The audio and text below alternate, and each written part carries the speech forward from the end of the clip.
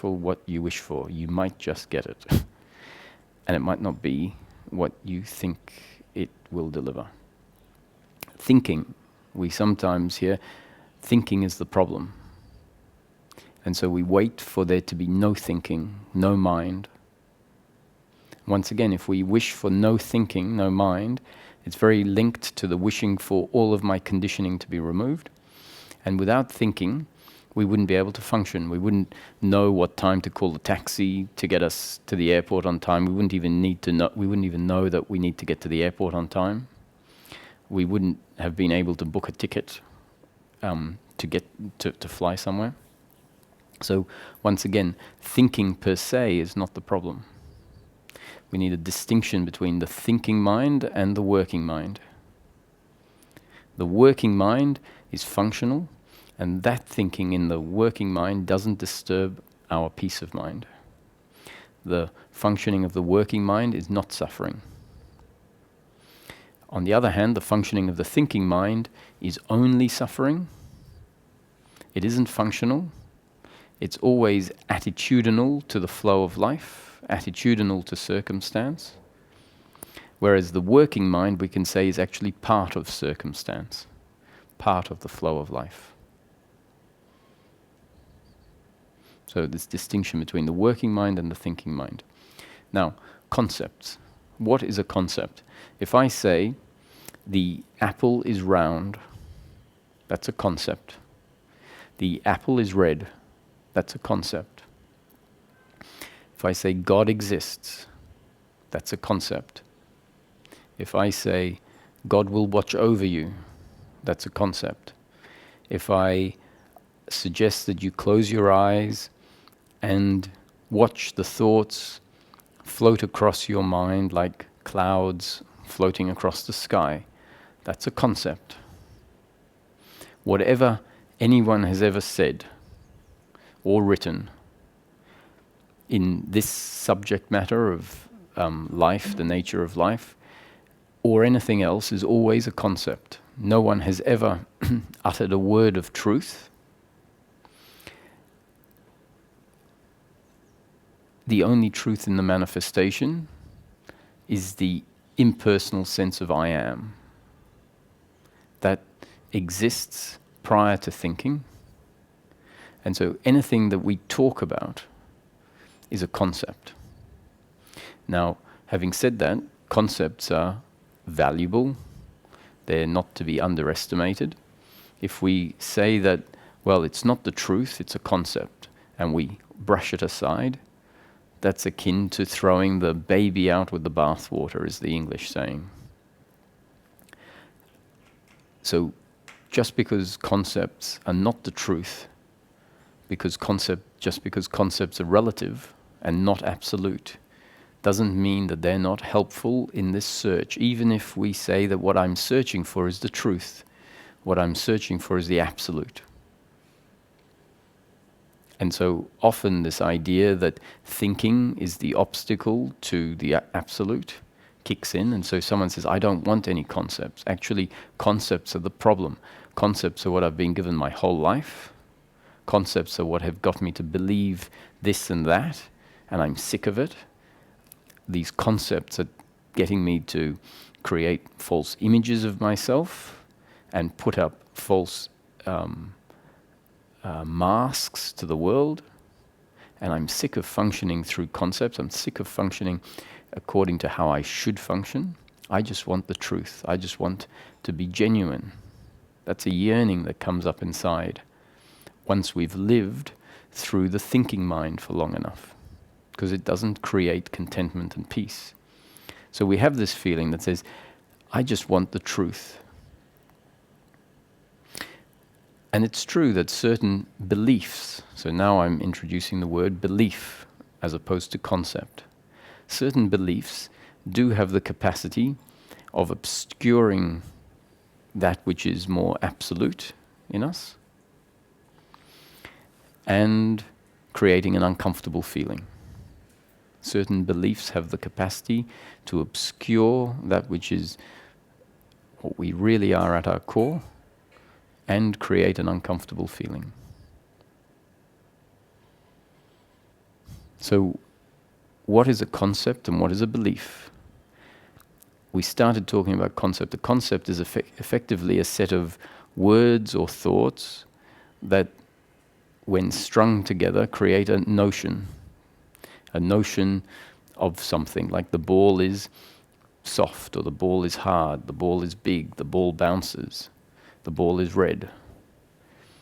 You are pretty, you are intelligent, or you are stupid. These are all concepts that yourself or someone can have about life. Life is predetermined. It's a concept. Every concept will have its counter-concept. Life is not predetermined. God exists. God doesn't exist.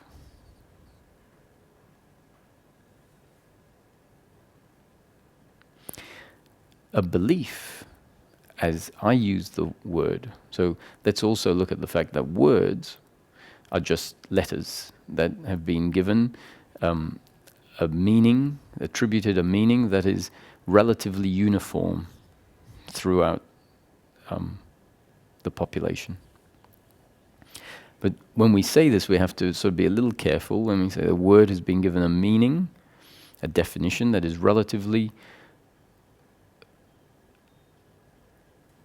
what was the word I just used? Relatively uniform throughout the population. Even that's not quite right. There can be one word, and I'll have my definition of it, and then someone else will have a definition of the word. Most words, like a teacup, pretty difficult to have a different definition of what a teacup is, although some people might call a mug a teacup, and someone else only calls a specific shaped mug a teacup, and other shaped mugs a mug. So we see that one word can have a broader or more narrow definition for one person compared to another person. Someone might think that the word, pick a word, means something, and actually they're wrong. They've got the wrong definition of a word.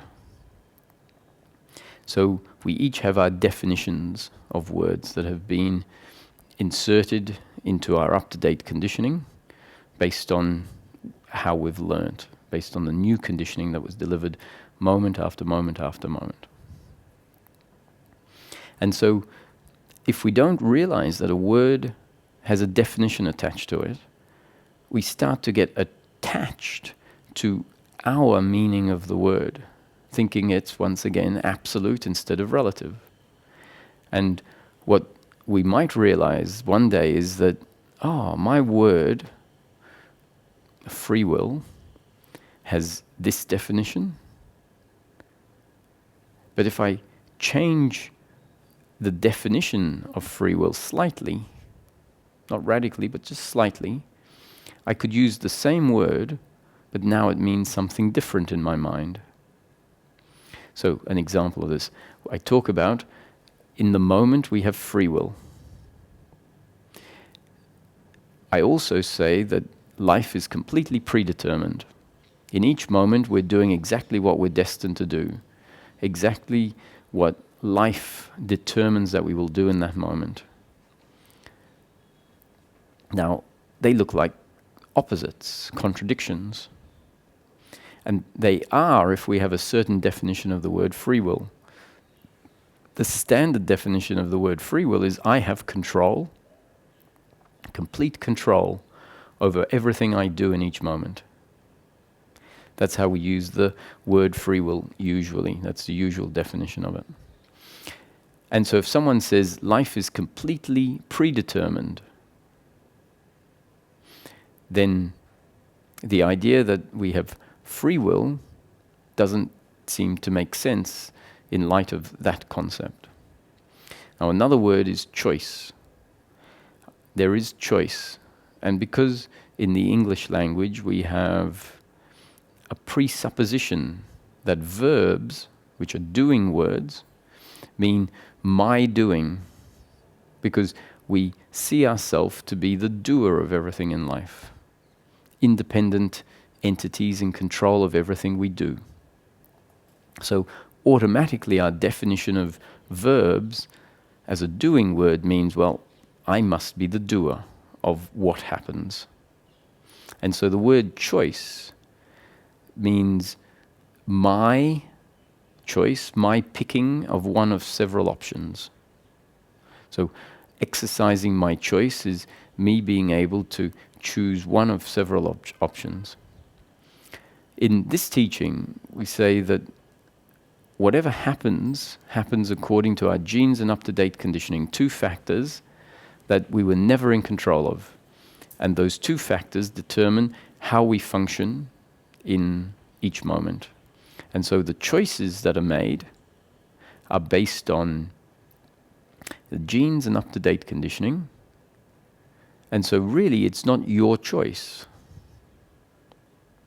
But then I say, but if we look at life, there is definitely choice. I think, hang on a sec, this sounds contradictory. In this context, when I say there is definitely choice, I'm using a definition that means that yes, there are 10 options on a menu, and one option gets picked.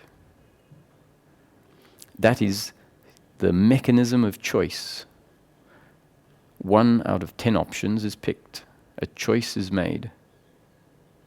But the definition of the word choice in this context doesn't mean your choice or my choice as a separate independent entity, which is the normal definition of the word choice, which is a verb which is assumed to be my doing. So we might start to see that my definitions of words include in them the presupposition, the assumption of personal doership. And if we don't see that a word has a definition that I can adjust in an instant, I can change the definition of a word, then whenever we use a word, if it has a particular definition, effectively we are going to believe that definition of the word and therefore see that that's how things are functioning in life, according to our definition, or our definition gets put in place based on how we see things functioning in life. If we change the definition, we can now start using the same word, but it means something very different to us. So at some point in spiritual teachings, especially the non-dual teachings, it's pointed out that there is no, sometimes we're told, there is no person. What it's really pointing at is there is no doer. And when we see there is no doer, then the idea of I and you, which used to have the definition of I as a separate independent entity, you as a separate independent entity, when life is seen to be a movement, like one singularity, and that what we take to be Roger and Vikram are actually not separate from the whole movement of life, then there's a realization, oh, well, there is on the fundamental level, no me, no I. And so then in language, what happens is we find that for a while we can't use personal pronouns anymore. Because if we say, I did the shopping, then if our definition of I is me as a separate doer, the old definition that we've always had, and we've seen that there is no separate I. And so then we have trouble using that word I because it means, according to our definition, a separate independent entity. So we hear people say, the shopping was happening. And so the I, the personalness is taken out of it. Eating is happening. Speaking is happening. Instead of saying Roger is speaking or I am speaking. Because if we keep the old definition on the word I, it now doesn't match with how we're seeing things, so we can't say I anymore. And that's an interesting part of this process. It happens, and when you hear someone speaking like that, you go, they've seen that there's no doer, and now they can't say I anymore, because it doesn't make sense in the way they're seeing life. And if we understand why this is happening, we realize it's part of the deconditioning of the belief in personal doership. As we see life a certain way and we continue to see it, and we then in our head say, oh, there isn't an individual doing something of their own volition as a separate independent, there's just that movement happening, speaking happening. And so I get a lot of emails with people saying I, and then in brackets, explaining the fact that they've used the word I, or some sort of personal pronoun, because usually in non-dual teachings, there is no you and me. That's one interpretation of what non-duality is pointing at. There is just life happening. And at some point, this automatic definition happens where the person says, when I say I just mean the sense of an I that still remains, even when it's seen that I'm not the doer. The sense of I still remains. And so at some point, the person could start saying, I am eating. But that statement is now meaning eating is happening. But at the same time, it feels like Roger is eating. So I can say I, without that meaning I believe that there is a separate independent doer in complete control of everything that's happening. So, now, I don't know if this is boring or interesting. Believe me, it is super important. What we're talking about here is how the brain relates to words, and how words are an interpretation or an expression of how life is seen. So, if we go back to concepts and beliefs, if your mother said, you are such a good boy or girl, that is a concept. If your mother said, you are stupid, that's a concept. It's her expression of her interpretation of a situation from a particular angle. So you might remember that I said all concepts are relative. They can never be absolute. A concept can never be the truth. And that's because a concept is simply putting a description or an instruction or a prescription into words, or an observation into words. And that is always based on our perception of life, our cognition of life. And our perception has to be relative, because perception is through a biological instrument. The eyes are relative instruments. Some people have better vision than others, and even if you have 20/20 vision, it's still very relative compared to a microscope that has much stronger vision. And a microscope is just a lens, like the eye is a lens. All of the senses, the whole body, is a relative instrument. The amount of information that the body can pick up is very limited compared to the whole lot of information in the whole universe, or even the information about a specific event or dynamic. What the brain and the body can pick up is actually very limited information. The brain itself is part of the body. Mechanical, biomechanical instrument. And everything that the brain produces is therefore relative. A relative instrument can't produce an absolute output. A relative instrument can only produce a relative output. So whatever we cognize, whatever we think, interpret the world is always relative. One, the information is limited. Two, the machines that receive the information is limited, and the machine that processes the information is limited, and also it's seen from a very specific perspective, angle. So we never get to see the full picture. We can have concepts of one thing from many different angles. Meaning we'll have a concept about the ball. It's red, it's round, it's soft, it bounces. From front on, a certain shape looks one way, And from side on, it looks like a straight line, for example.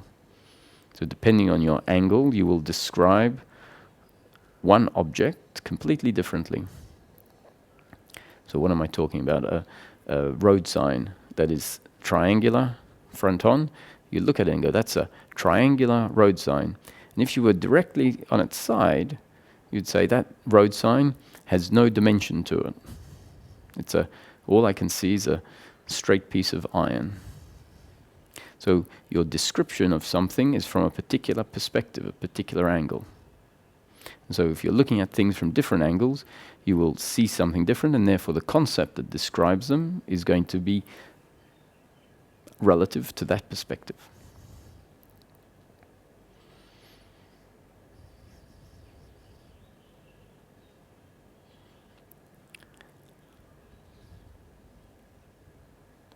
A belief doesn't exist, actually. A belief is an attitude towards a concept, and all beliefs are flawed in nature. A belief is flawed in nature because a belief takes a concept and doesn't relate to it relatively, but relates to it absolutely. God exists. It has its counter-concept, God doesn't exist. And we can turn that concept, God exists, into a belief where we believe that that statement is absolutely true. If we are told when we're young, you are stupid, it is a concept delivered by someone who has relatively and limited information. Some concepts are accurate and some are completely inaccurate.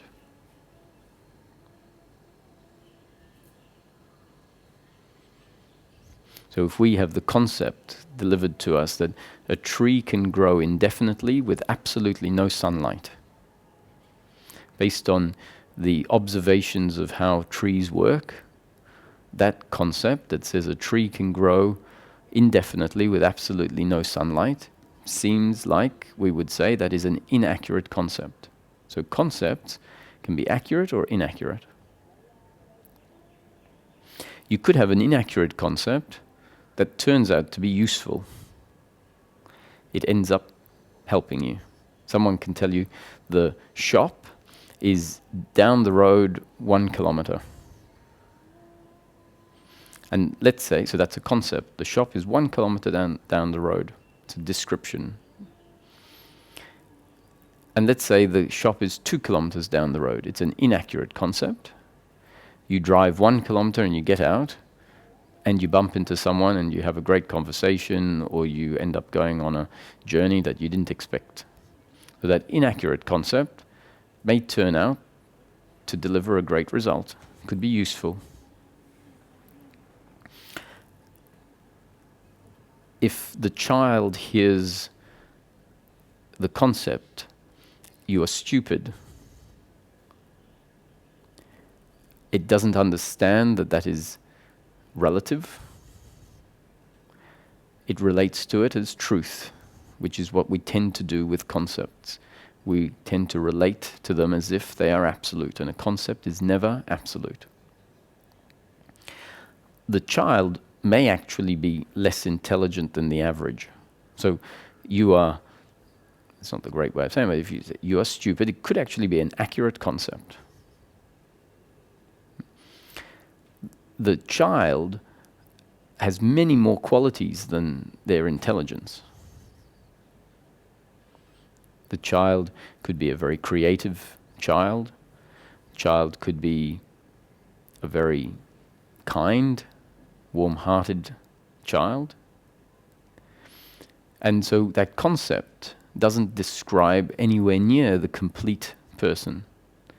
And it doesn't matter how many concepts you use to describe a person, you're never going to be able to describe the full person. At best, you're going to be able to point at the truth of the person. So a concept is never the truth.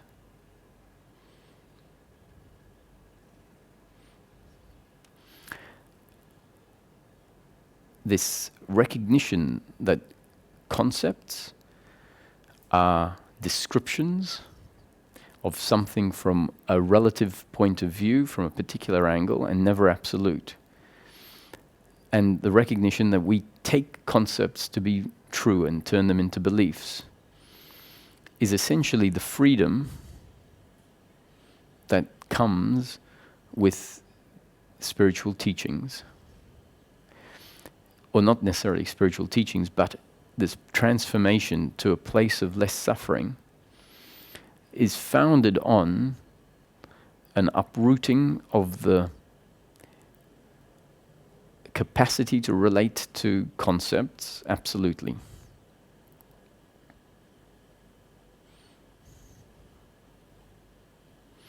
The teachings that are put forward are concepts designed to uproot other concepts that have been deeply ingrained in the body and turned into beliefs, concepts that are unquestioned,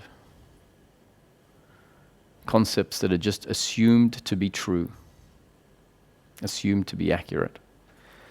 And so the teachings are not meant to be turned into new beliefs, but rather concepts that are there to undo belief.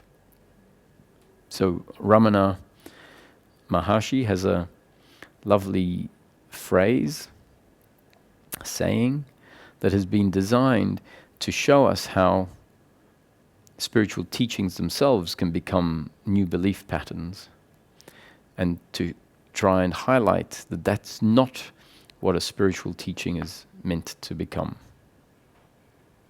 So the phrase is, and in the phrase, the thorn, like a rose thorn, refers to a concept, and the thorn embedded in the thumb refers to a belief. So the saying goes, use this thorn as a tool, use this thorn to remove the thorn that's embedded in your thumb. And then be sure to throw both thorns away. The implication is that what normally happens is we'll use this thorn, which is the spiritual concept, to uproot the belief that has been put in place, and then inevitably the spiritual concept becomes embedded in the thumb as a new belief. So the hint here is, be sure to throw both thorns away. And that phrase was put in place not so we'll throw both thorns away, but so that we'll recognize the second thorn that has become embedded in our thumb, because it's an inevitability. When we hear a concept over and over and over again, our tendency to turn concepts into beliefs will kick into action, even if we're very seasoned at recognizing the difference between a concept and a belief. And that second thorn will become embedded in our thumb. And at some point, a recognition of that may be aided by a third thorn, a concept, another concept from a spiritual teaching. So this phrase, this saying, be sure to throw both thorns away, that in itself can be like the third thorn that is pointing to the fact that the spiritual teachings that we've received before have actually become embedded in our thumb. Like, I've believed certain things. Things that I'm not meant to believe, but things that are just pointers.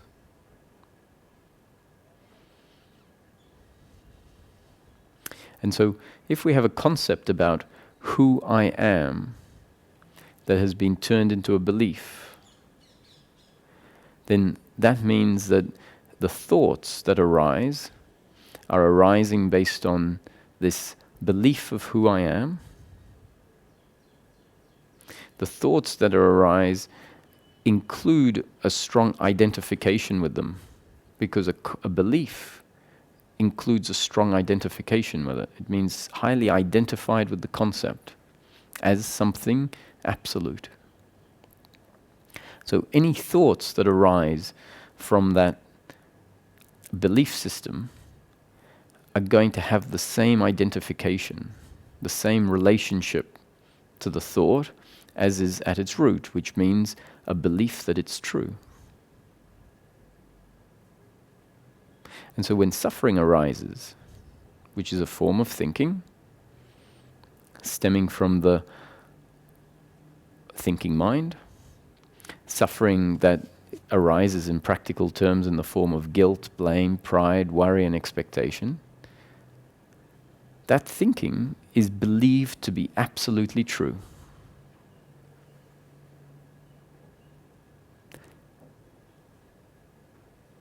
I failed. I'm not good enough. If that thought arises, it arises with a relationship to a concept. It's just a concept. I failed. That's seeing life from a particular perspective. From another perspective, your failing may be the beginning of a great success. To the extent that we see the situation too absolutely, and we take a concept about the situation and hold it as absolutely true, we're now blinding, we're seeing the situation in a very limited form. If we start to have a relationship with thoughts, with concepts, in a relative and not absolute way, we could have the thought, oh, I didn't do that very well, or I failed. But there could still be an openness around that thought. So, yeah, I failed in this situation relative to the benchmark of an outcome that I was trying to achieve in this particular situation. Yes, I failed. But if I say it that way, I say relative to a benchmark that I was trying to meet in this particular situation. So we haven't said, I'm a failure relative to my life. Only once we're now starting to see that my description of life is always relative. My thoughts are relative. If this relationship doesn't change, all of our thoughts are going to be heavily charged and condensed, and they're going to fill up the space. The space gets filled by belief, because belief turns a very vast open space into something very narrow and contracted. I'm a failure. And then that's all that is experienced, that uncomfortableness that stems out of the belief. I hate you for what you did. You hurt me, so I hate you. That thought is stemming from the deeply ingrained belief that I'm the doer and the other is the doer and my happiness is to be found in outcomes. So with that deeply ingrained belief there, whenever an outcome is a certain way, a thought arises and it has the same absoluteness attributed to it. So I hate you because you're the doer, and what you did delivered pain to me, and pain is an attack on who I am. So there's no space. I could say to someone, if I understand concepts as concepts, I can say, what you didn't deliver a good outcome. The outcome is painful to me. And it's not as highly charged when I understand that, relatively speaking, that in the flow of life, that outcome, based on my biological preferences, was painful. But it's that statement to the other person is kept in a healthy proportion. So I can still speak my mind. I can still say what you did is not good. But the charge behind that is very different to if I believe that to be absolutely true. True meaning true in all senses, relative to all benchmarks, relative to my whole life. You've ruined my life. Which essentially is what we feel when the deeply ingrained belief is that my happiness, my completeness is dependent on outcomes, and someone does something that delivers an outcome, and the reaction comes from that belief. It essentially is, it leaves no space.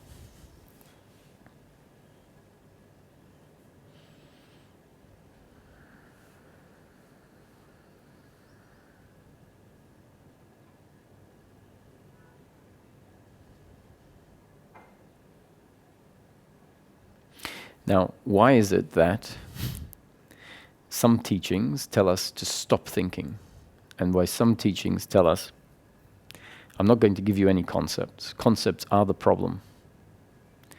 If someone tells you all these stories about life, they're doing essentially what your parents did. They told you a story about life. And now, if someone tells you that the flow of life is pleasure and pain, happiness for the human being is continuous unbroken peace of mind, that's just more food for your brain, and I'm not going to do that to you. Whenever you ask a question, I'm going to cut off the question and say that question is not relevant. Your freedom exists prior to that question. Just drop all questions. Just be. Now, those teachings I have utmost respect for. They're not wrong. They're not in opposition to what's being put forward here. It's just that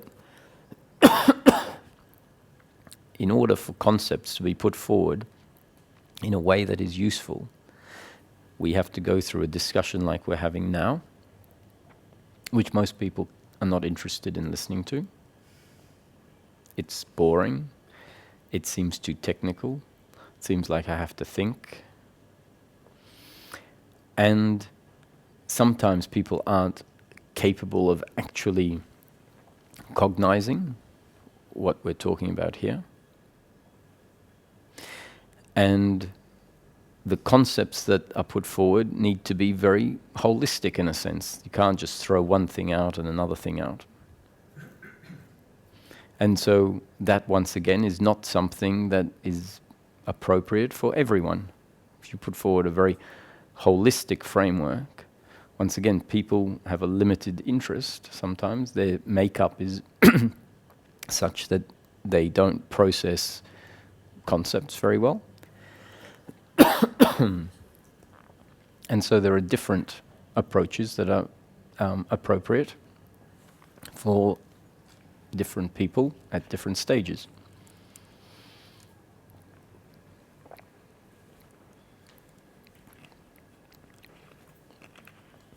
However, if we're able to explain conceptually this difference, we can then start putting forward concepts that will be received by the brain differently, interpreted by the brain differently. And so, if that process doesn't happen, then it's rightly so. A teaching says, I can't give someone more concepts, even if they're accurate, because automatically they're going to be turned into, and they're going to be related to from the standpoint that the brain is being conditioned to, which is to turn them into truth. And more importantly, because the deeply ingrained belief is I am the doer and the other is the doer, and that my happiness is to be found in me controlling life. If I put forward concepts, then the brain that is designed to feel it is the doer is going to take those concepts as prescriptions of something that it needs to achieve in order to be happy. And so the conclusion is I'm going to choose, not me, but some other teaching, I'm going to choose a methodology that doesn't create that problem. Rightly so. I just think it's important for us to explain why teachings approach things different ways. Because it sees that so another teaching that I'm referring to would see that this habit of turning concepts into beliefs is there, and so the approach is to starve the mind of concepts, to not give the mind anything to think about, anything to do.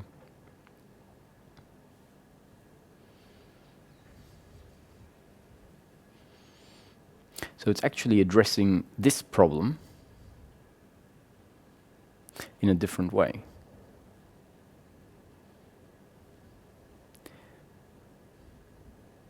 Saying any concept is a distortion of what is. So drop all of your concepts. Really what it's saying is drop all of your beliefs. But it will say concepts because actually the way the mind is programmed ordinarily, usually, as a default, is to take a concept and believe it. So whether the person says, drop all your concepts, drop all your beliefs, they're all conceptual. They're an interpretation of what is. And they're preventing you from being. It's true on the one hand, if we're talking about beliefs. Once a concept has been seen to be a concept, so someone can tell me, you're an idiot. Yeah, I guess from one perspective, I could be an idiot, or that could be an inaccurate concept. I could say to myself, sometimes I'm an idiot. But because I treat it as a concept, I don't then see it as absolute. And because the concepts are all taken to be relative, it doesn't obscure my being in the same way that a truth, it's not actually a truth, but a belief does. Because a belief isn't seen to be relative, so it then covers up the part of me that is undefinable. Because I hear what someone else says about who I am, I take it to be true and absolute, so I identify with that concept. I'm an idiot. If I identify with the concept that someone else says about me, it means I'm really believing that myself. Yes, I'm an idiot. How ridiculous. How can you condense yourself down into 5 words? Or 3 words?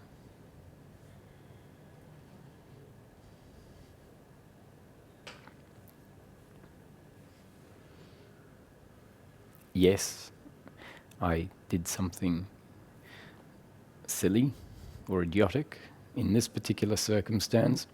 We can look at the circumstance, and based on my perception, I can say, yes, I wanted to get that outcome. I definitely didn't get that outcome.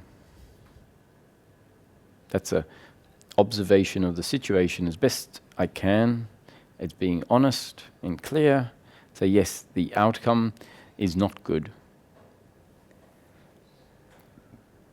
As long as I don't turn that into an absolute, then it doesn't cover up the totality of the situation as it is. Because we're so rigid with our concepts, if we call something good and bad, when we say this is good, this is bad, we've labeled it much more absolutely than we need to. And so what does the teaching tell us? Things are not good and bad. They're just what they are. No need to label them. It just is. Like that means that you go and stick your hand under hot water. It's not hot. It just is. Now, is that really accurate? Is that what the teachings that say that are doing are telling us that what we tend to do is we tend to label things too absolutely. And so in the light of our incapacity to label things lightly or relatively, stop labeling everything. Because your labeling, which is coming from this relationship to concepts as absolute, is obscuring the situation as it is. Whereas if we learn how to label things relative to particular benchmarks, we can then say something is good and bad, but not necessarily believing that something bad is an attack on who I am. Not believing that something bad is bad to everyone.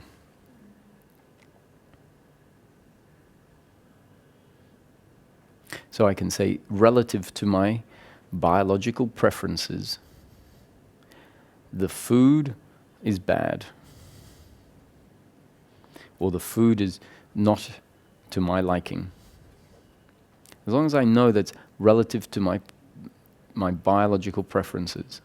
Same, relative to my biological makeup, the water is hot. Now, this labeling that just sees things relatively isn't going to obscure essence, isn't going to turn what is into something defined and narrow and limited. So if we can learn to label things by using labels which we now might know are concepts, the chair is comfortable, the chair is red, and understand that my idea of red might not be someone else's idea of red. And I'd say, you've said the chair is red, actually that's orange. Oh, yeah, I guess you could say it's orange. And so all of the concepts put forward are descriptions of life, they're concepts, they're not to be taken as truth. Some of the descriptions that are put forward are actually just stories that are helpful to get us to see what is important to be seen. So if I was to take a child out to a wildlife reserve, and I say, look, the lion is like the king. The lion's the king. It's a concept. And see all of the ants, and the bees, they're like the workers. They're doing all this stuff. And look at the lion, he's just lying there. And when he's hungry, he gets up and he's so powerful and strong, he just grabs someone and eats them. And then, you see, there's all that's his harem of women. So I'm using, and then, I don't know, you find other animals that, they're the ones that keep everything in control. They're like the policemen. And see those guys up there in the trees, they're the guards. They're keeping eye out on everything. So I'm creating a story. I'm calling someone a king, someone the workers, and I'm using words that are human words to describe something, to create a picture. So it's not absolutely truth sometimes. If the child went out and said, that's the king, like when he grows up and goes, that's the king over there. And that's the worker. And that's the policeman. That would be holding on to the story too rigidly and not seeing what it's trying to show. It's trying to demonstrate something.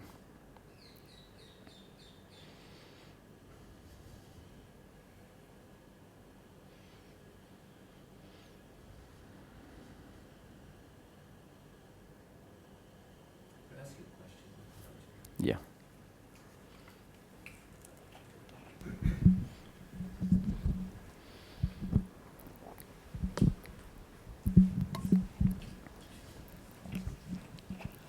So I take it then that you took these two concepts, I'm not the doer, and that happiness can't be found in outcomes, to uproot all the others that were causing you suffering.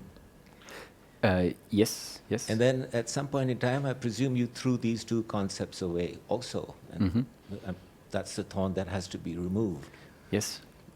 I'm really curious to know your journey from the point where you absorbed these two concepts to the point where they too dissolved.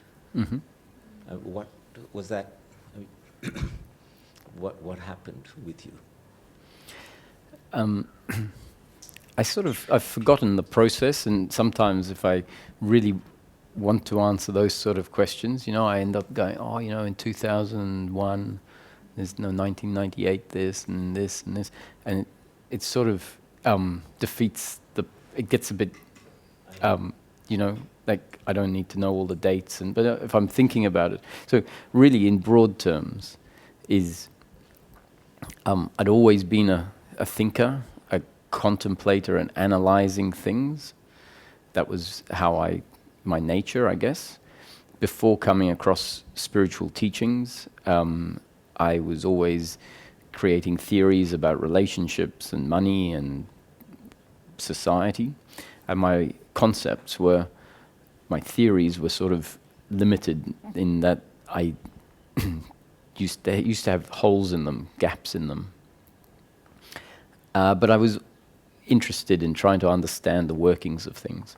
And from a young age, if I saw someone on the street holding a placard up about, the end of the world is nigh and, doomsday stuff, and I'd wonder, why are they taking that Bible quote so literally? It's a metaphor. I'd go up to strange people on the street and have, as a 12-year-old, I'd ask them, I said, why are you holding that up as if it means that there's going to be fire and brimstone coming down just because it says it in a book? And in hindsight, I look at it and I go, that's interesting that a 12-year-old was understanding somehow that was just a story to tell us something, a metaphor. And then at some point, I accidentally, in a way, came across teachings, because I had only read 3 books up to the age of 25, I think, in my life. And I picked up a book accidentally and started reading it, and it had all this information in it. And it's like, wow, why hasn't anyone told me that this information is around? Information about relationships, information about thinking and spirituality. And so as soon as that happened, it was one book after another. Just information. And the information, as I received it, wasn't turned into knowledge in the head. So it wasn't that I remembered it as a scholar might remember it, but it was really interesting stuff that when I read it, I'd think about it and I'd look at my own experience, and over the course of the weeks that I was reading something, I'd see it in action. That's a really important thing, seeing it in action. And so as I was going through the process, the understanding was going deeper quite quickly because of the simple fact that what was being delivered as an intellectual concept was being used by me as a pointer, essentially, without me really knowing it. But I wasn't interested in reading something and knowing it in my head. I was actually interested in reading and seeing dynamics, because I'd always been interested in how things worked. And very early on, it became, it was put forward that humans don't know themselves. We don't know who we are, and that there's a search that happens in life, which is to come to know oneself. And I also came across a concept, which is an example of a concept that is not entirely accurate, but useful. And the concept said your true nature, or yourself, is more intense than the light from 1 billion suns. And I thought, wow, that's what I don't know about. That's what I don't know. I've got to figure this. I've got to know myself. Now I wouldn't put forward the concept that says your true nature is brighter than the light of 1 billion suns. But at that point in time, it was just what I needed to hear. And so it was like, well, if I'm going to figure out a puzzle, I might as well figure out this one. Turns out that I'm not the one that figured it out, because when we look back on things, we see that it's all just happening. All the thinking is inspired by whatever we read, and we're really not in control of what book we come across and what's in the book and how we absorb it and whatever. And so this process of the concepts being dropped was continually happening, because you read something early on and it kickstarts the process, and then the process takes you on to a deeper explanation, let's say. And the very early bit that triggered it, you understand it and then you go past it. It's very, very much like doing maths. You learn basic mathematics in order to then build on that foundation and learn more complex mathematics. Now, do you actually throw away the understanding of how to do simple addition and subtraction? Or does it become deeply ingrained as how you function?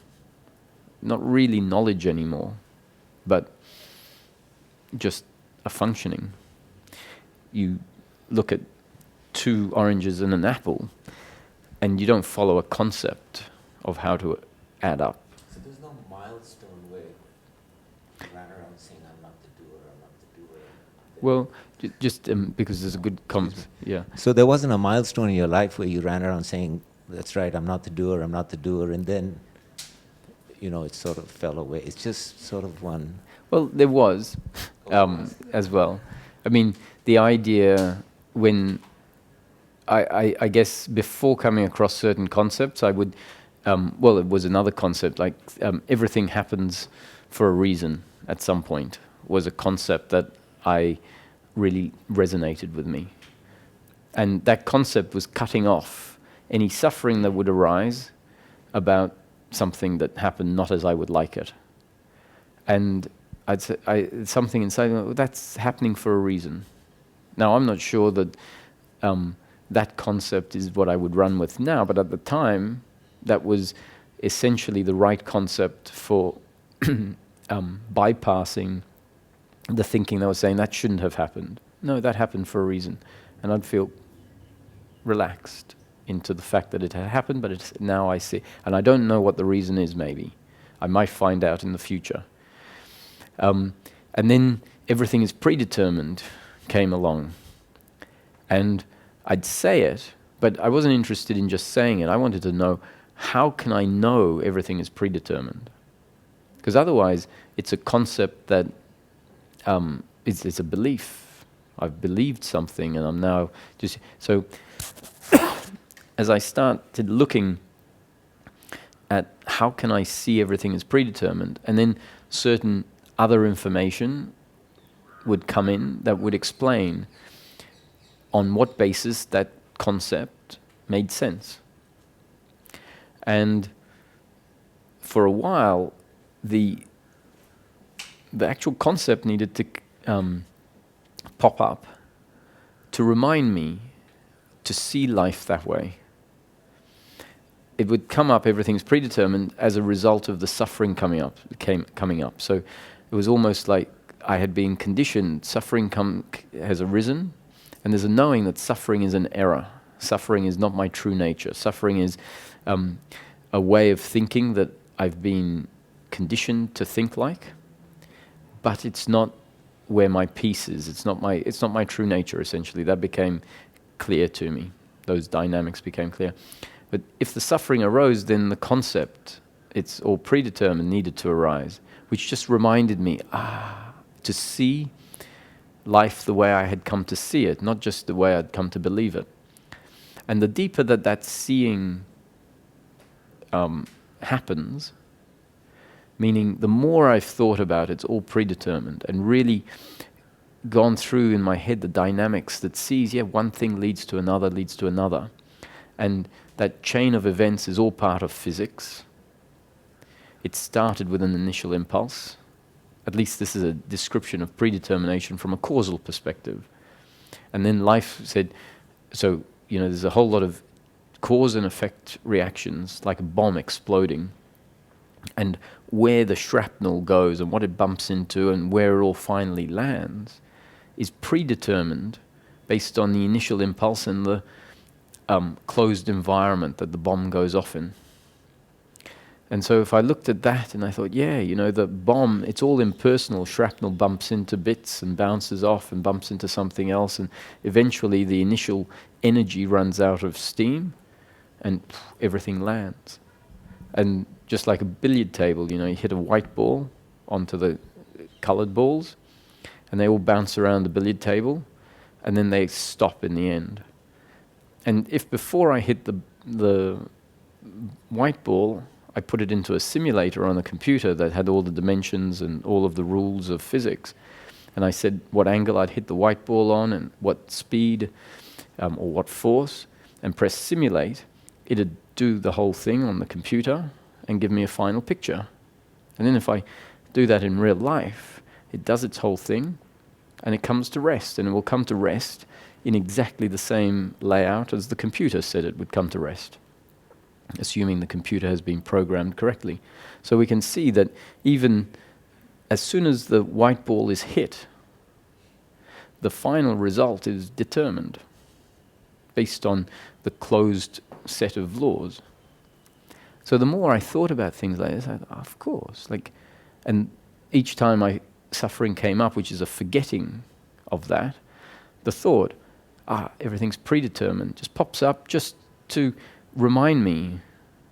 And then the everything's predetermined really needed to pop up for a second or this still happens millisecond. today? No. Then at some point it becomes so known that that's how life works, that the old way simply doesn't remain in the system. And so the suffering doesn't even get chance to rise because the deeply ingrained beliefs have been uprooted. And so it doesn't even require a concept to cut it off. So for as long as the suffering is still arising, the concepts will automatically arise, not something you have to do, they become part of your makeup and they'll arise. And then when one concept gets overtaken by a more advanced concept in a sense, so everything's happening for a reason, everything is predetermined. So then everything predetermined took over the earlier concept, which means that earlier concept fell away. And in turn, in time, none of the concepts are needed because life has been seen in such a way that no longer includes beliefs that existed in the past, because in the past it made sense for those beliefs to exist because we hadn't seen certain things a certain way. And now the ground for those beliefs isn't there anymore. So the suffering isn't there, and so there's no need for the working mind concept to kick in, which is where you could say it falls away. And after you've lived life for long enough that way, you actually could come to the point and go, I don't even know if I'm the doer or I'm not the doer. Like, really? But at that point it doesn't matter, because what's happened is the genes and up-to-date conditioning has changed such that suffering doesn't arise. Now, is the suffering not arising because of the information, the concepts that we had? Or is it now not arising because we have experienced life the old way, we've experienced life the new way? The new way is obviously an optimal way of experiencing life over the old way. And if someone said to me, hey, you know the other is the doer, and I can prove it to you, my suffering wouldn't come back. Because I don't care if they're the doer or they're not the doer. Blaming them makes no sense. And the blame habit that used to happen isn't there anymore. So we could look at it then what happens is there's an actual rewiring in the neural structure of the brain. That means that at some point we've actually completely changed in the way that we can function. And if someone gives us new information, if the body's not interested in that new information, and so the new information doesn't have a chance to change the wiring, then we'll find that actually they could be the doer or they could not be. I don't really know. Let me say something about these concepts. These concepts, because I have more and more trouble talking about things that are unknown. So fancy elaborations or fancy concepts that can't be backed up, I have a lot of trouble putting forward. And when I do put them forward, I subtly somewhere qualify them as just a concept. And the bulk of the teaching is so accurate in my mind, based on and supportable by observations that we can make without having to assume too much. That the notion of non-doership, even though I know the whole beginning of this talk was about everything that we can understand and see is a concept. It's not the truth. We don't have the capacity to know something absolutely. So even the idea that I'm not the doer is relative. From one perspective, we'd go, well, actually, who else is doing it if not me? What is being exposed here is how the human being functions. And it's very clear that we function based on conditioning that I'm not in control of and the genetics that I wasn't in control of. But the fact is, it's still what I am. And so I am functioning. So the idea that you're not the doer is simply, it's an attitudinal look at what I am. So if I am the person functioning, ultimately I am the doer. But when I look at how the person functions, I find it is accurate to say, well, I am the doer, there's no one else doing it. I'm doing it. Because the notion that God is functioning through me, are we sure about that? I have an intuition of that, I have the feeling of that. It feels like I'm not speaking, it feels like speaking is happening, and that consciousness is functioning through me. But is that intuition, is that feeling, is it completely accurate to say that that is God functioning through me, or could that be the way that the human being as a separate independent entity actually functions when certain rewiring happening, when certain beliefs are dropped?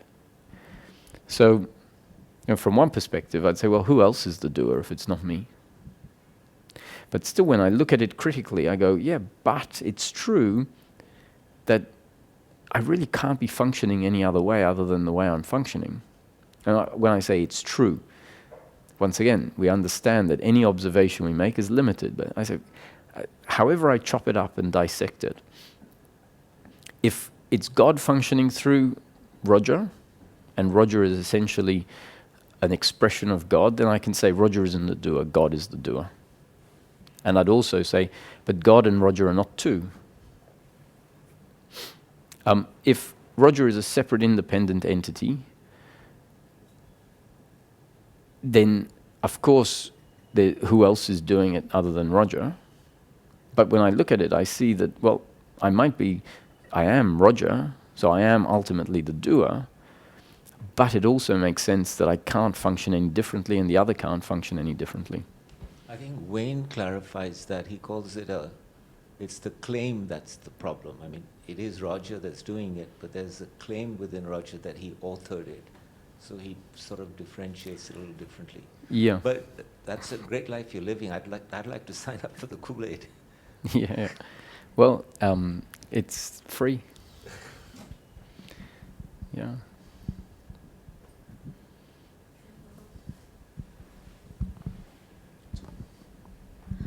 Hi, Roger. So when I look towards the so-called future, and I think of everything being predetermined, like I absorb that concept, I feel actually quite a bit of peace around that. It helps me detach from things that I'm holding on to.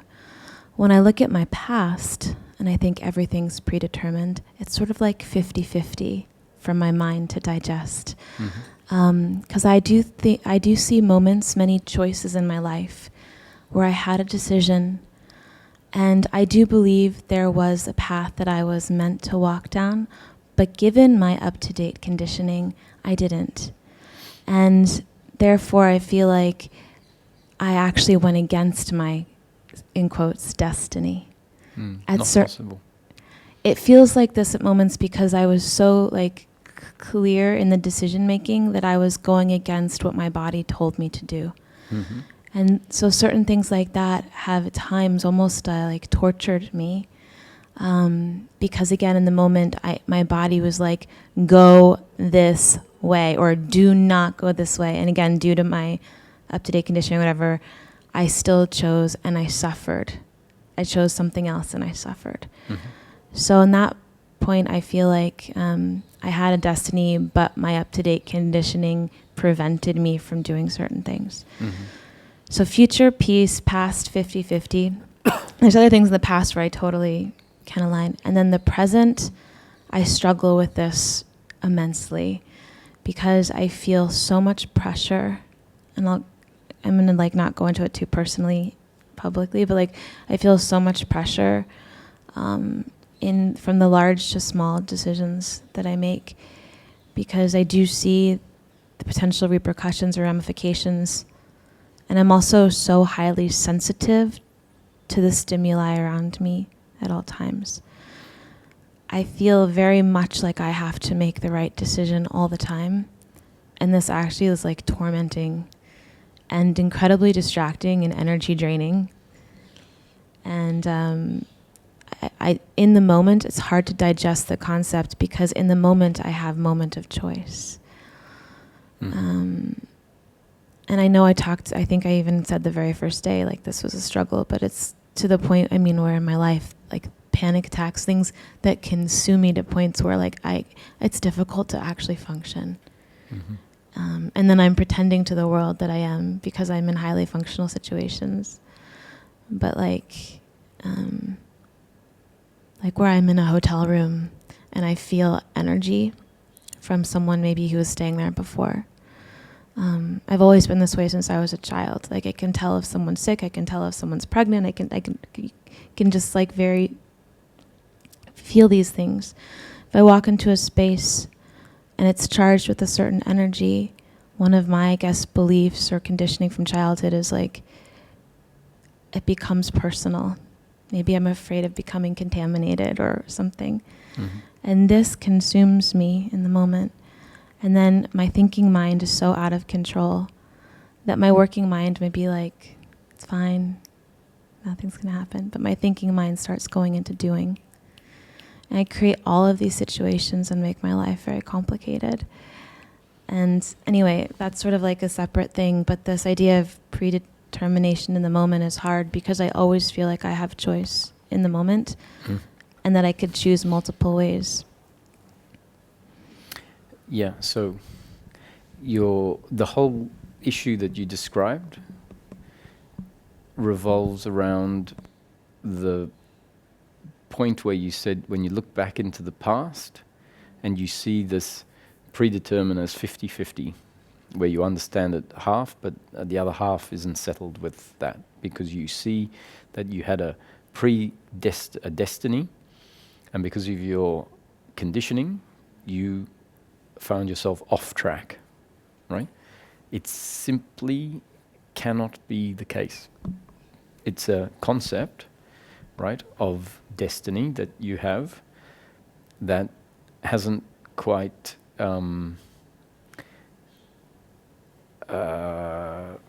well, it's an inaccurate concept of destiny, right? It's not personal, right? It's just how we hold things, and it makes sense. We're talking about things, esoteric things, so the brain is not necessarily going to get it right straight away. Your conditioning is not separate from destiny. So you were never able to be on a different path because your conditioning was part of the unfolding of destiny. Can I?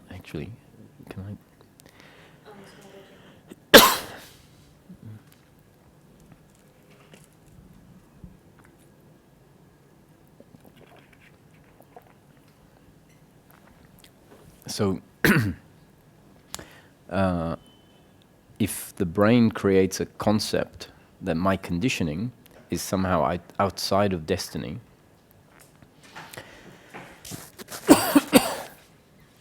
that my conditioning can somehow affect my destiny, then we'll end up with a notion of me being able to make a wrong choice.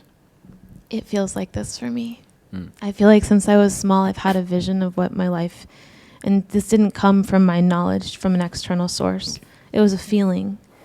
And I felt that my conditioning has blocked or prevented. It's also for sure formed me in a way that, but I do feel at moments when my body is very clear about the direction I'm meant to go in, and I choose not to take it. Yeah, but that choice is a choice, but it's not your doing.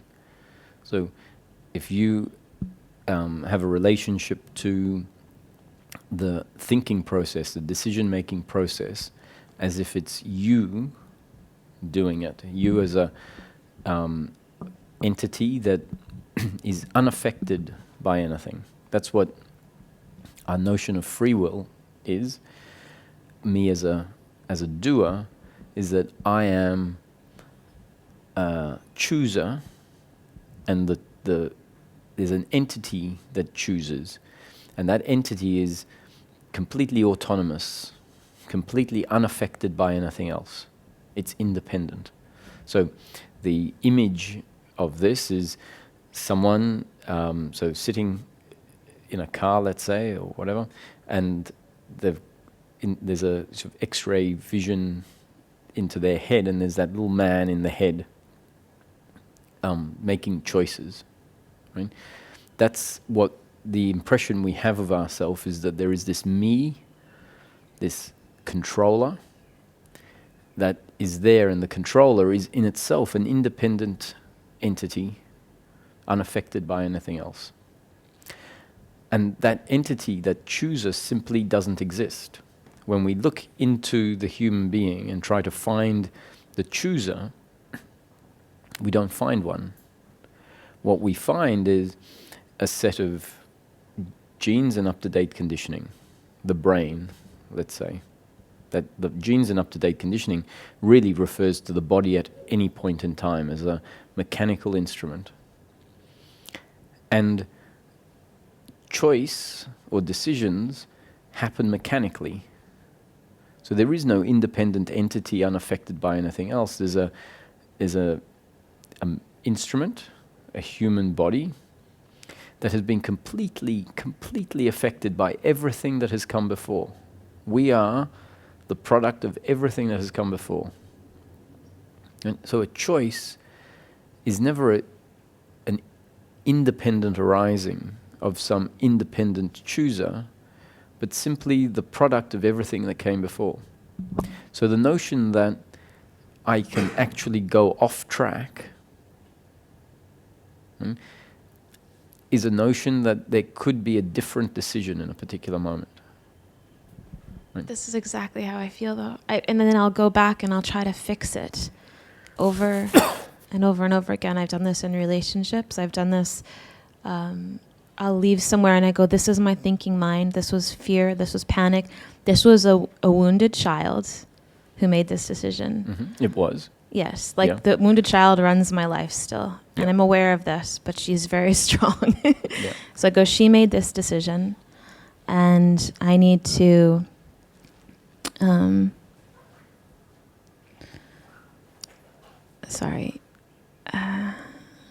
a wounded child made this decision, and then the adult sees what's happened, and then the adult tries to go back and make it right, but that just makes life very complicated for myself and other people. Yeah. So if you see that this looking back happens after the event, right? The retrospective thinking about the thing, which means it's a concept. It's your concept about how the decision happened, who made the decision, what the decision should have been, what it could have been. It's all a concept. It turns out to be one of those concepts that I would say is inaccurate, right? Because it's a concept based on an understanding of how we work that's inaccurate. So it's like, oh, I should have not functioned from the wounded child. It's not a possibility. If you function from the wounded child, it's because that's the way that the human being was designed in that moment, right? The concept that looks back and says, I could have functioned differently, is a concept that doesn't understand that you couldn't have functioned differently. So then it looks back in hindsight and it says, seeing what the outcome is, so with information that it has now, that it didn't have back then, it looks back and says, I shouldn't have acted that way. I used to work in the investment industry, and we used to call that Harry hindsight, right? Because you make an investment decision and it doesn't work out, And then we're going, oh, I shouldn't have done that. And there's Harry again, Harry hindsight, At the time of the decision, you make a decision based on your genes and up-to-date conditioning, which means all the information about the investment and what your hoped outcomes are going to be and all of that. And the decision you make is the only decision you can make. In hindsight, you go, no, I could have chosen any investment. There were a list of 100 I could have chosen from. Yes, in theory, there were infinite potentials. In practice, only one ever actualizes. And the one that actualizes is the one that is destined to actualize based on everything that came before. Right? And it doesn't matter, don't worry about what it feels like, because a feeling is relative. Don't worry that the feeling says, no, this is not this is an absolute feeling. It's relative. Anything that we experience in life is relative. There's no such thing as absolute. So we have feelings that say, I know I should have. Even if you have a feeling that's screaming at you saying, go right, and another part of your mind overrides it. Right? It's true, in that moment, there was a feeling that said, go right. And if you'd followed that feeling that said, go right, then things would have been different, no doubt. But the fact is that what happened in the moment is there was that complete combination of feelings and thoughts. And when you put all that combination together, let's say the thought won, the attachment to a certain desire overruled the intuition, you could call it. And they were both there, you're right. But they interacted with each other exactly as they had to, and the final decision is the one that had to happen. I'm not talking about some concept that I'm just making up. I'm just talking about it when you look at it objectively and you see that, yeah, sure, you had all of these thoughts about, yeah, that's the positive of that and that's the negative of that, and then you look at this option and that's the positive and that's the negative. And when they're all mixed together, it's not some concept that says you couldn't have functioned any differently. It's really what it is a recognition that the human being is one way in each moment, and the way they are is not your doing and not my doing. You're in control how you grew and all of the factors that influenced you that got you to function exactly a particular way and got you to be designed or shaped a particular way in a particular moment. And if we see this clearly, it's like, no question, everyone in every moment is functioning exactly the way they're destined to function, which really means is functioning the only way that is possible for them to function, given their makeup, which is highly unique, highly fine-tuned, and the specific circumstance, which is only one way, and the outcome is only one way. And when you see it that way in the end, it's like there's just no space, not even 0.0001% space for it to be different. If someone says, yeah, but I have some freedom, it means they're not understanding or not seeing what's being described. Because in this concept, there's just no space at all for anything other than what happens. I feel like there's a fast track and a slow track to peace. And I am presented again and again on a daily basis, on a moment-to-moment basis, to the fast track. I can feel the peace. It's like it's here. And every moment I'm given a choice in what I choose to either go there or to be distracted by all of this. And sometimes I'm able to choose this, and that deepens as a result, and I do walk and carry it with that in my life. Many times my conditioning overrides, and I end up here, which seems like I just delay the inevitable, which is the more deep awakening. I delay the inevitable through my conditioning that's overriding me. But, okay, let me just add, there isn't a choice and then your conditioning. So when you said sometimes I choose peace or choose the movement that takes me to peace quickly, and then other times my conditioning overrides. No, any choice is based on conditioning. So when you choose peace, that's based on conditioning also. But that's a newer conditioning that I'm training myself to listen to. Yes, fair. But the fact is that we are one way in each moment, the complete package of our conditioning, the old and the new, right? And so the better way is to say, is to just look at it objectively and drop the me part as a chooser and say, what tends to happen at the moment is sometimes a new part of my conditioning functions. And I end up going towards peace. I choose a path that takes me to peace effortlessly. And at other times, I function in a way that doesn't. I function in a way that still follows the old conditioning. A lot of times in the moment, I'm not sure. Again, it's in hindsight. And this is like that fight, flight, or freeze. I've found the last few years of my life, I am often like in a state of paralysis because I'm so aware that everything I choose has such, like, at times intense repercussions that I'm now at a point where I am actually like terrified to commit or to make choices.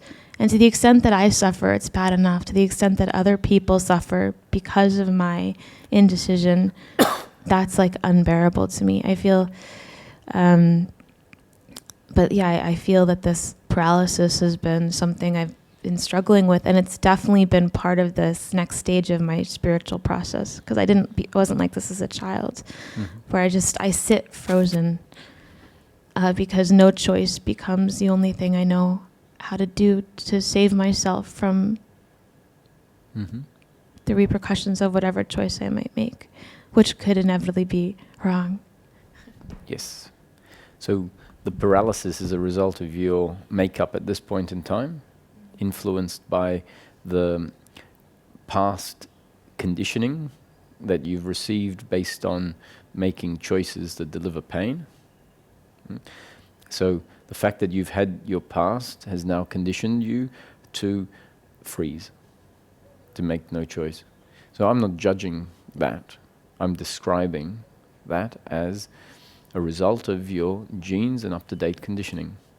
And so freezing is not optional in the moment that you freeze. In the moment you freeze, it's a result of the circumstance and your genes and up-to-date conditioning. Why the consequences have turned out to be problematic regularly could be because you are following a decision-making process that's coming from a place that ultimately needs to change. Yeah, needs to, let's say, upgrade. And freezing is actually part of the not following the old way of doing it. So to me, when we start looking at decision making, if we don't consider making no decision a decision, if we don't consider that not making a decision is actually a very valid decision, we have a lot of problems.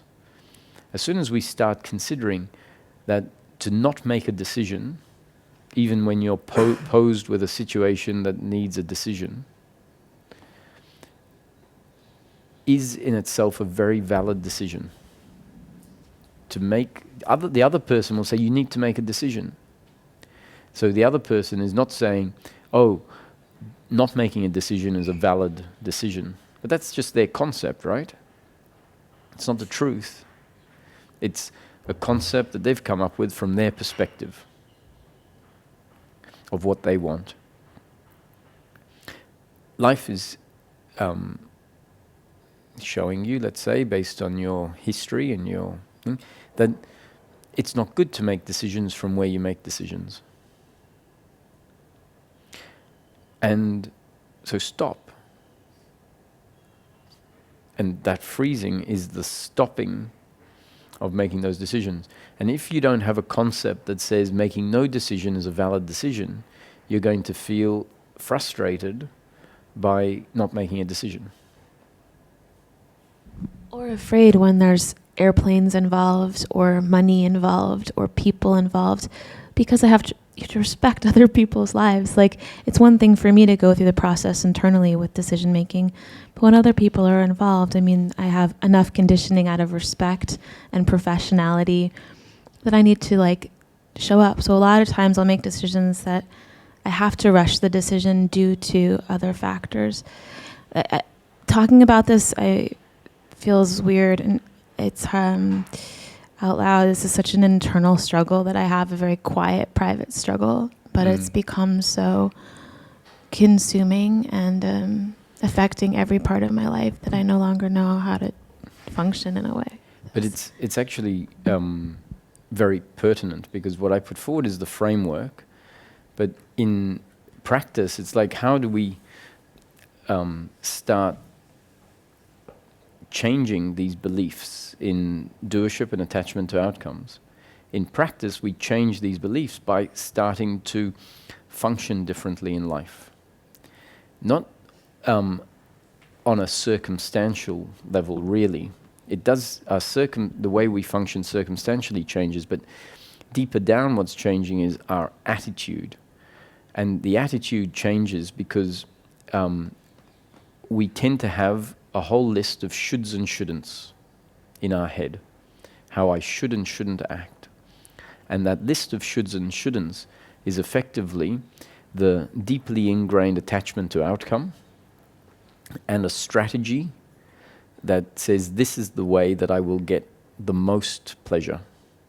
So our list of shoulds and shouldn'ts is effectively a strategy that has stemmed from our attachment to outcomes. If I function this way, I should do this and I shouldn't do that. I should do this, I shouldn't do that.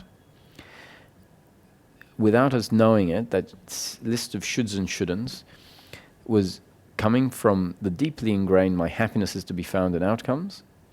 And every time we function according to the shoulds and shouldn'ts, we're reinforcing the deeply ingrained belief that has actually supported the list of shoulds and shouldn'ts.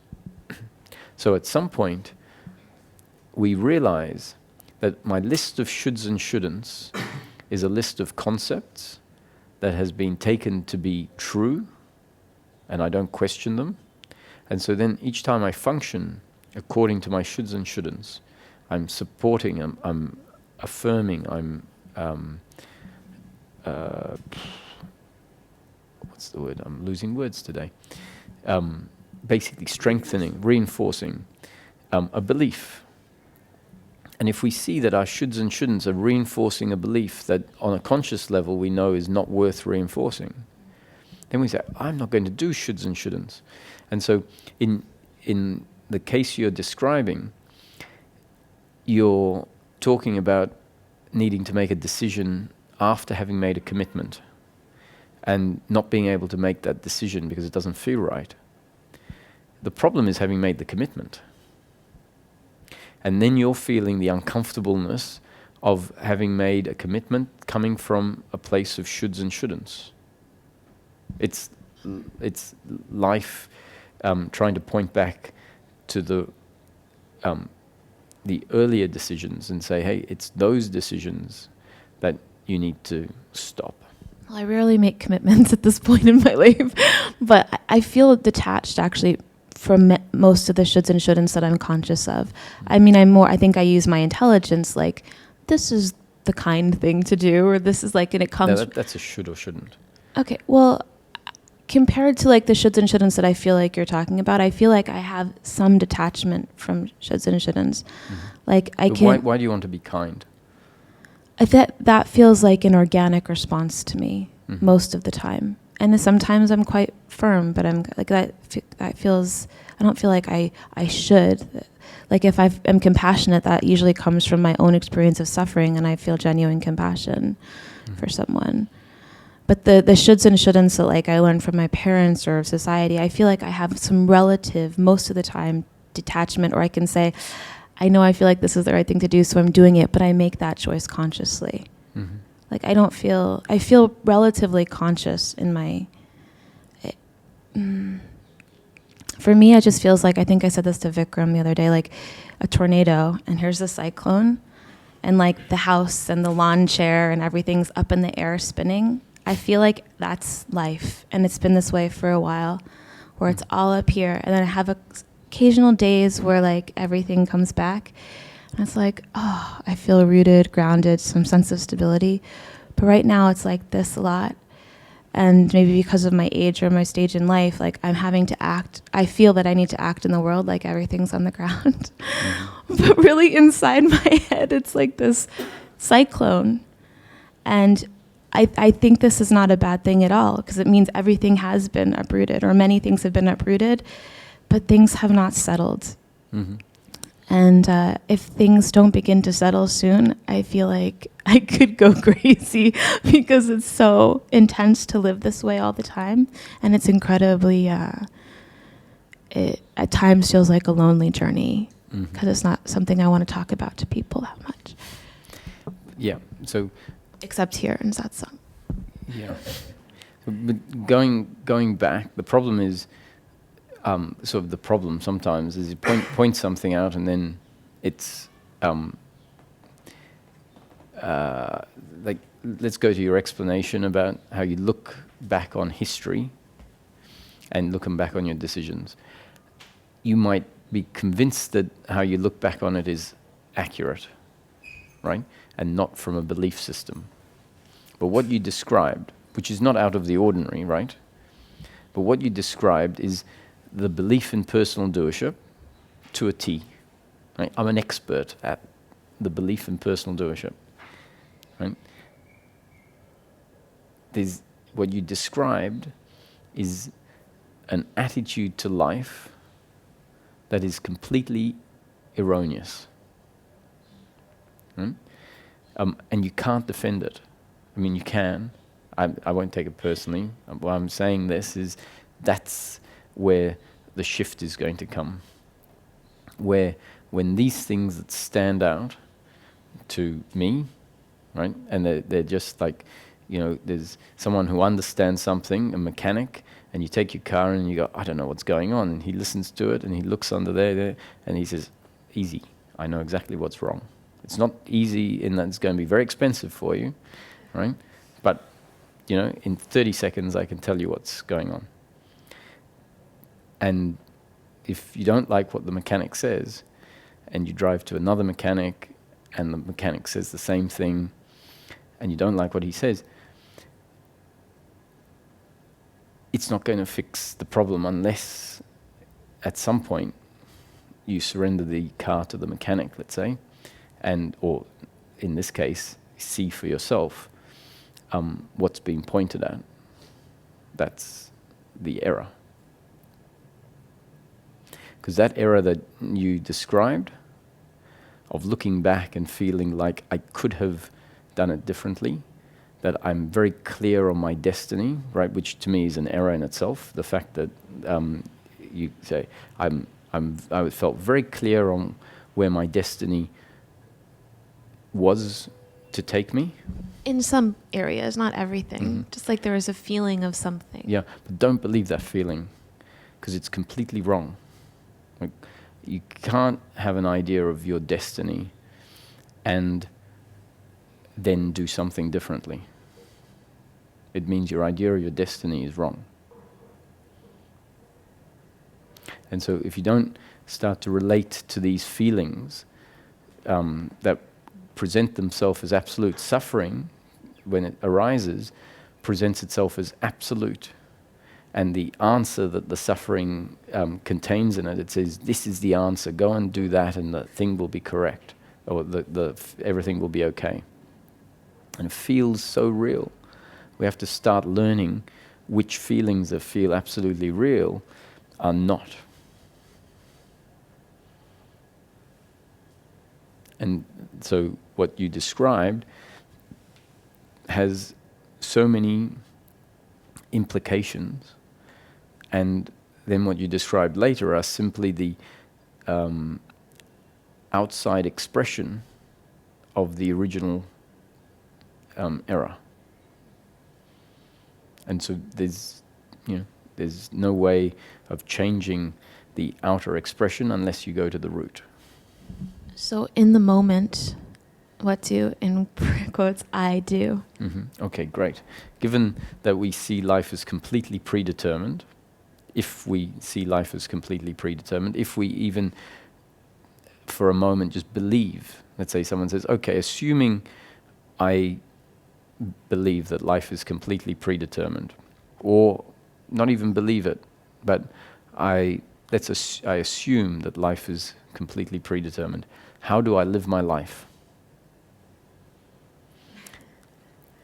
The answer is very simple. In each moment, do exactly what you think or feel to do,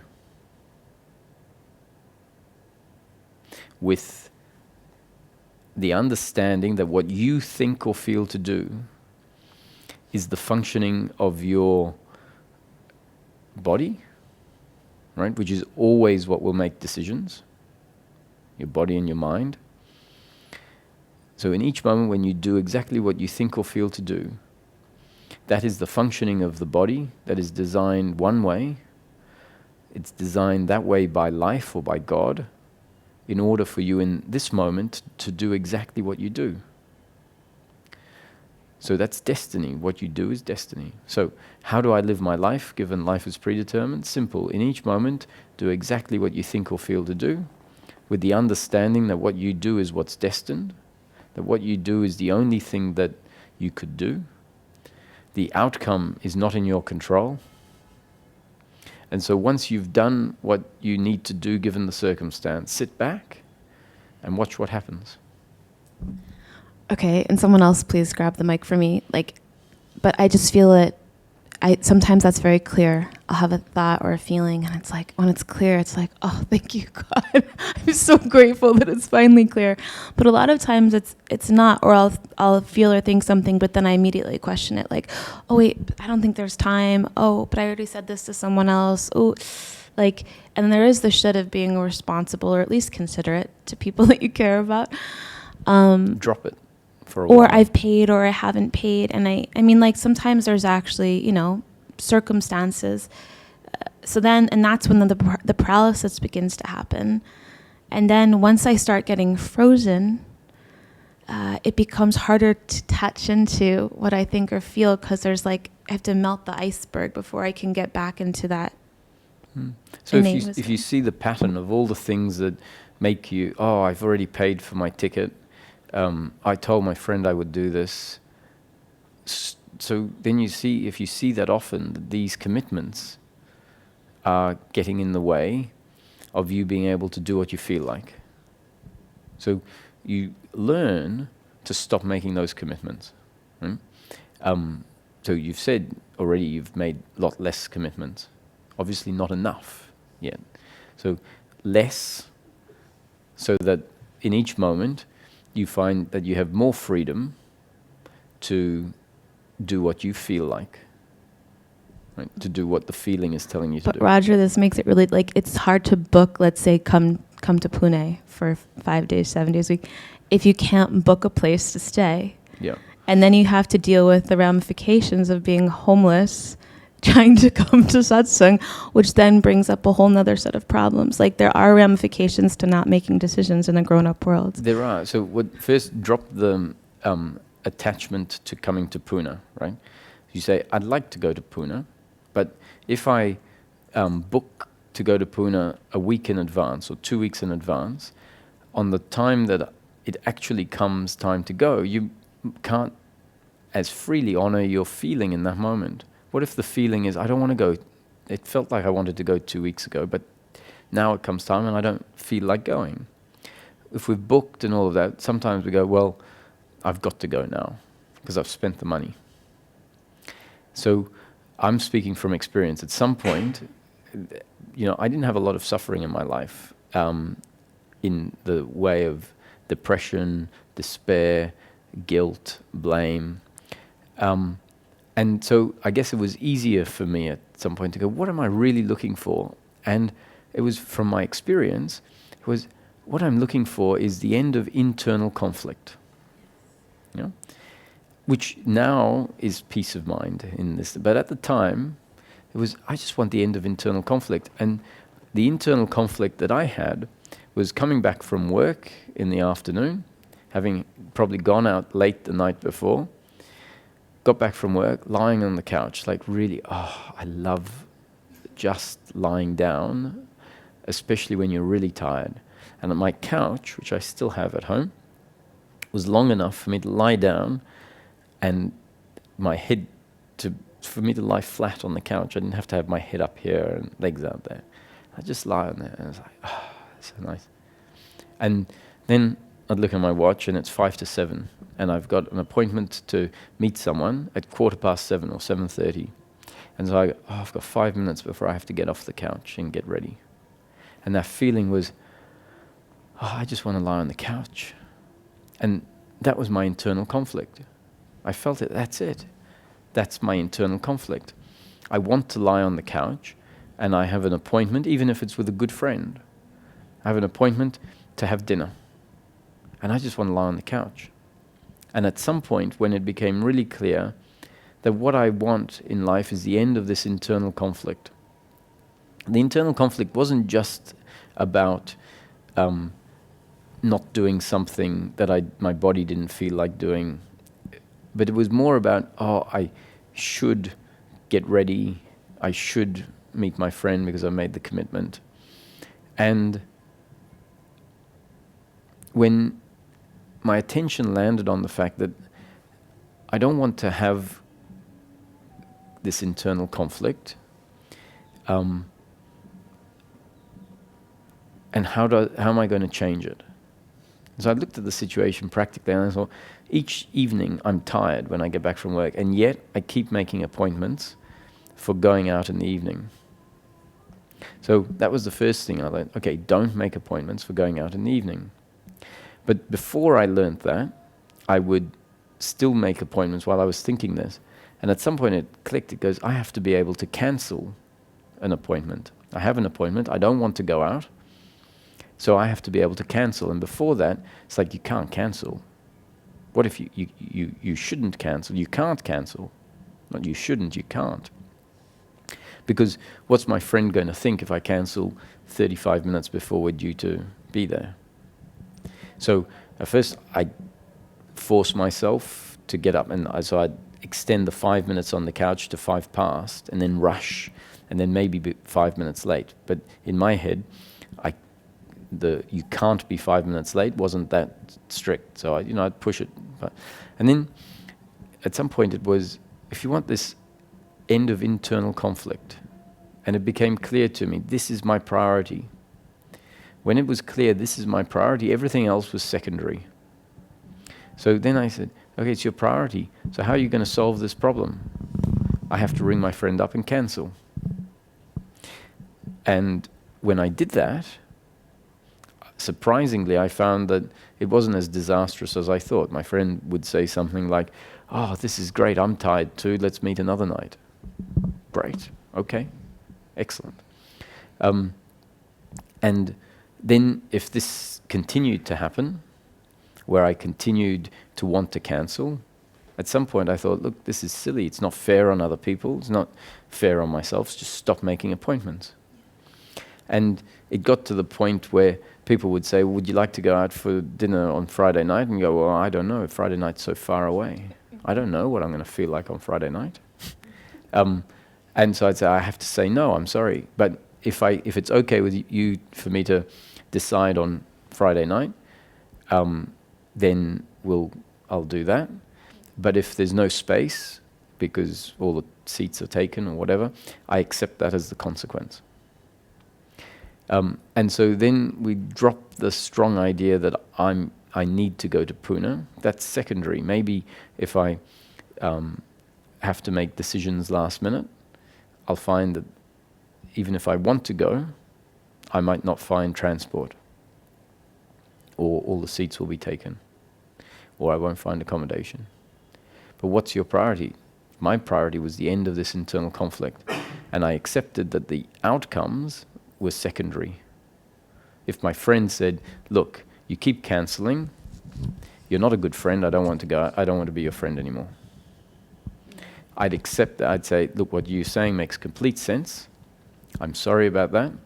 And I accept the consequence. So I was ready to accept losing friends. At one point, I decided I'm not going to go into work unless I feel like it. I'm not going to wake up in the morning unless I feel like it. And so I unplugged my alarm clock and I didn't go into work. Because this feeling, so there's several satsangs, you can look for them, that talk about how important it is to actually learn how to do what you feel like, which means questioning all of the shoulds and shouldn'ts that stop us from doing that. And it can sound at first that this is going to be chaotic, that our life is going to collapse into a shambles.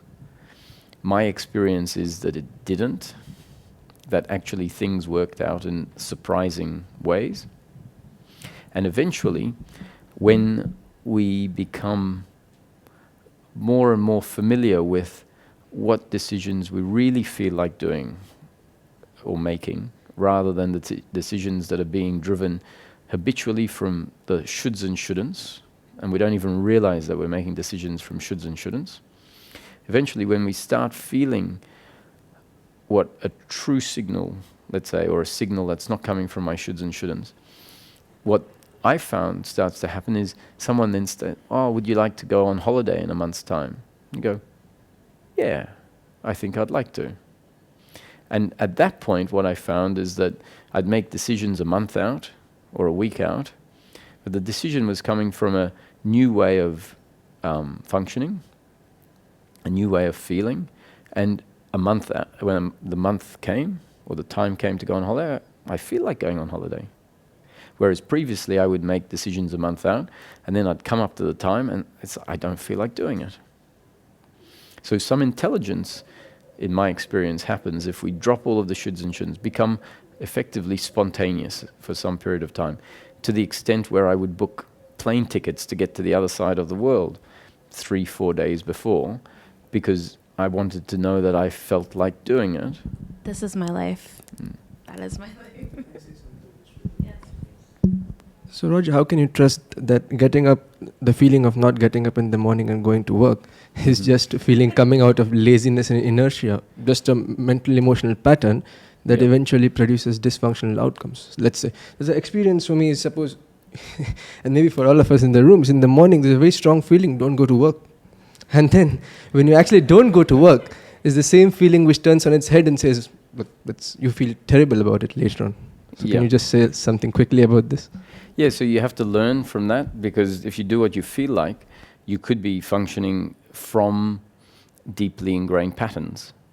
What you feel like is to do, let's say, if someone said, I'm addicted to alcohol, what should I do? I say, do what you feel like in each moment. They go, well, in that case, I'm going to drink. I say, well, actually, drink. Drink without question. Just do what you feel like. Recognize that that's an urge arising that you don't create. An urge arising in your body, this strong urge to drink. So drink. Drink without guilt, recognizing that you're doing what you feel like doing. And then it takes a lot of awareness to be able to make decisions. Actually, you bring awareness to the fact that I'm doing what I feel like. I feel like getting a drink. I'm an alcoholic. I feel like getting a drink. Okay, I'm going to drink. What's important is for me to say that is not your doing. Even if it's coming from deeply ingrained patterns, it's something that is a feeling that is arising. And you've seen how you can try and resist it, and then it wins. So why not let it come up without all the resistance? You might also notice that while you resist it, you're feeling guilty for having this feeling. And then when you surrender to the feeling, you feel even guiltier that you tried to use your willpower and you didn't succeed. And there's all this guilt. So why not allow yourself to follow the feeling, understand it's not your doing, and then the guilt isn't there. What's probably driving the addiction in the first place is a whole lot of deeply ingrained guilt and shame. If you get rid of the So the problem is guilt and shame. If you continue to be feeling guilt and shame on the outside about the fact that you feel like drinking, about the fact that you can't stop yourself drinking, the very root of the problem is being reinforced on the very outside. So to the extent that you can surrender and allow it to happen, doesn't mean you end up with worse results. You're going to end up with the same result as if you try to resist and then it takes over anyway. But now without the guilt and shame. And if the guilt and shame is what's actually driving the uncomfortable feeling that drives the urge to drink all the time, the lack of guilt on the outside is eventually going to penetrate deeper and deeper and maybe uproot the very urge that creates the drinking. Now, what's important is our awareness on the fact I'm just following a feeling that is arising, right? A feeling inside a body-mind organism that is driving the body-mind organism to function a particular way. That means awareness. Keep awareness on the system. See how you feel when you drink. See what the outcome is when you drink. See that you get drunk and then you start sending obnoxious messages to people, or you start being very emotional and whatever. And keep an awareness on the consequences after this action happens, knowing that that action wasn't your doing, and so the consequences were inevitable. But you suddenly bring awareness to some set of activities that previously there was very little awareness about. One of the things that happens is we function from a place that feels like, yes, this is what I'm going to do, because it seems like we'll feel like this is going to be a good outcome, or this is good for me. And then there's a cutoff from all of the consequences of that. And so the next time that feeling comes up that says this is good for you, and because we haven't consciously registered the consequences and linked them and seen that they're a direct consequence of the initial action, then we don't learn. There's no learning from what has happened before. There's a disconnect between the feeling that says this is good for you and then the negative outcomes. So if we bring awareness to it, sure, you might make decisions from the wrong place, but there's going to be the most amount of learning that's going to affect the continuity of that. And you do have to break a few eggs to make an omelette. But with your work situation, it sounds like you know the consequences of not going, which is why you go. With your work situation, it sounds like you already know the consequences of not going, and therefore you go. So in that case, like, isn't he doing what he wants then? Because if he's going? Yeah, so that is important, is to see, yep, I'm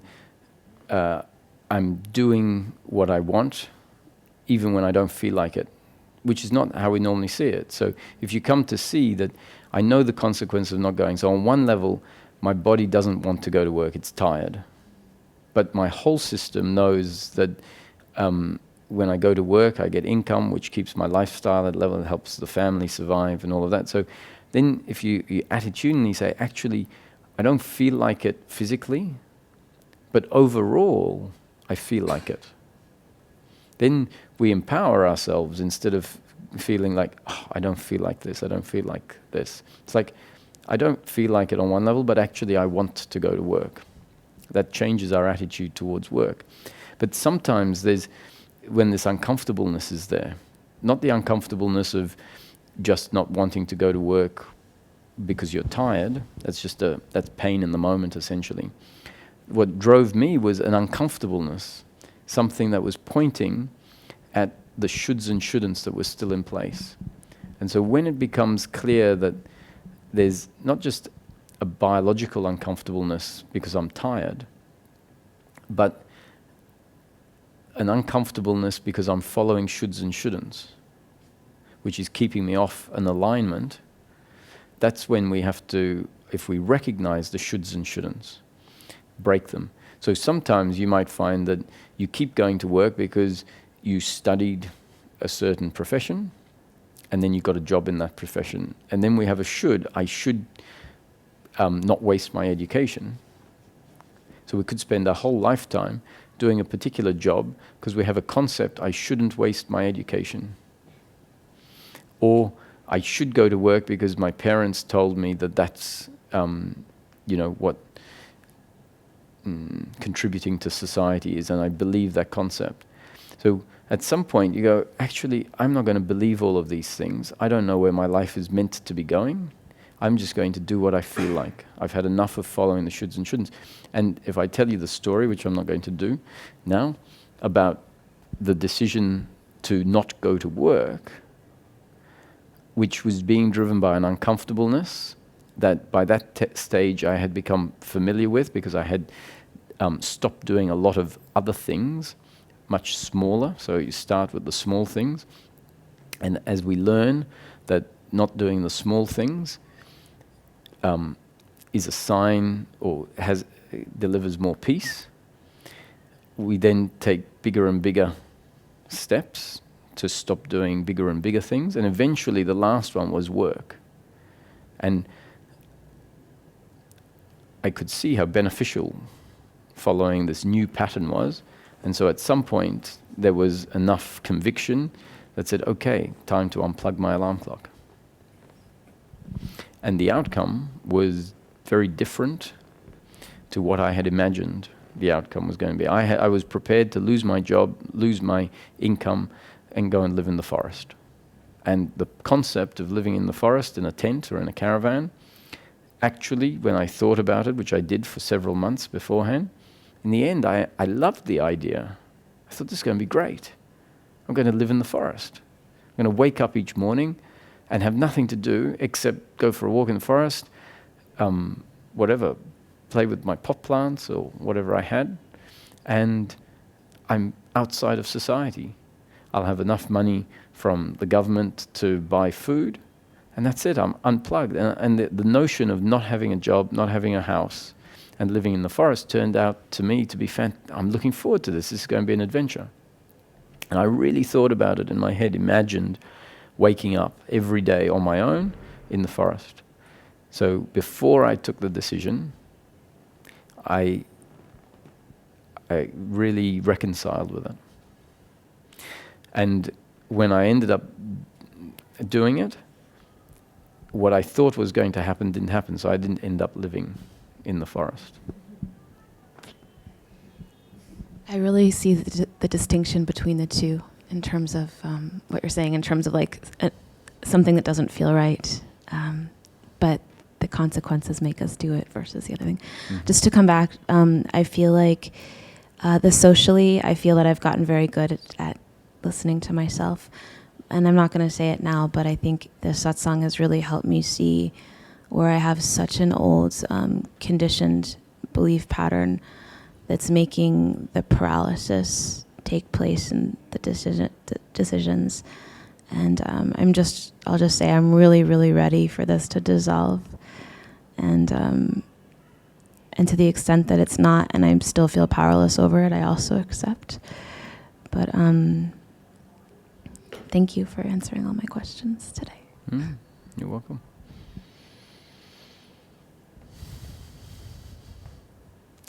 Thank you.